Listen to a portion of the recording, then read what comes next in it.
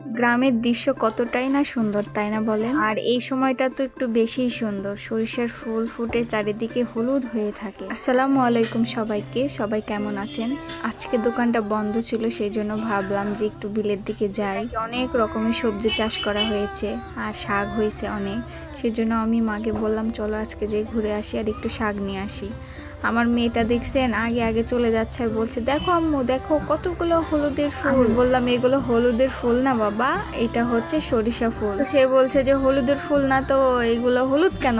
তাহলে উত্তরটা দিবেন কিভাবে বলেন? আমি বললাম সরিষার ফুলই হলুদ কালারের হয়। বলেন তো আমি যে গাছগুলা দেখাচ্ছি সেগুলা কিসের গাছ? কমেন্টে জানাবেন। আমার কি মনে হয় জানেন যে শহরের থেকে গ্রামটাই অনেক সুন্দর, গ্রামের সবকিছু প্রকৃতি অনুভব করা যায়। তো এগুলা হয় না আর বিলও দেখা যায় না, তার জন্য গ্রামটা অনেক সুন্দর লাগে দেখতে। আমি শাক তুলছিলাম, আমার শাক তোলা দেখে দেখে আমার মেয়েটাও বলছে আম্মু আমিও শাক তুলবো।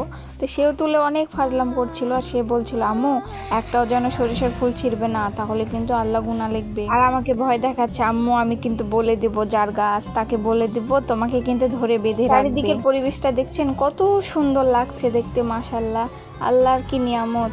আমরা শাক নিয়েছি, তারপরে সেখানে পাশের জমি থেকে যে এইগুলো পেঁয়াজে ফুলকা বলে, এগুলো ভাজি খেতে বা ভর্তা খেতে অনেক মজা লাগে। আর আমার তো সব থেকে প্রিয় হচ্ছে যে পুঁই শাকের ফুল। এই ফুল রান্না করলে আমার আর কিচ্ছু লাগে না, আমার অনেক মজা লাগে। আপনাদের ফুলটা কেমন লাগে কমেন্ট করে আপনারা জানাবেন। গাছ থেকে পেড়ে টাটকা টাটকা সবজির তরকারি এত পরিমাণ মজা কিভাবে বোঝাবো, যারা খান তারাই বোঝেন। তো সন্ধ্যা লেগে যাচ্ছে, আমরা বাসার দিকে চলে যাচ্ছি। তো আজকে এই পর্যন্ত, সবাই ভালো থাকবেন, সুস্থ থাকবেন, আল্লাহ হাফেজ।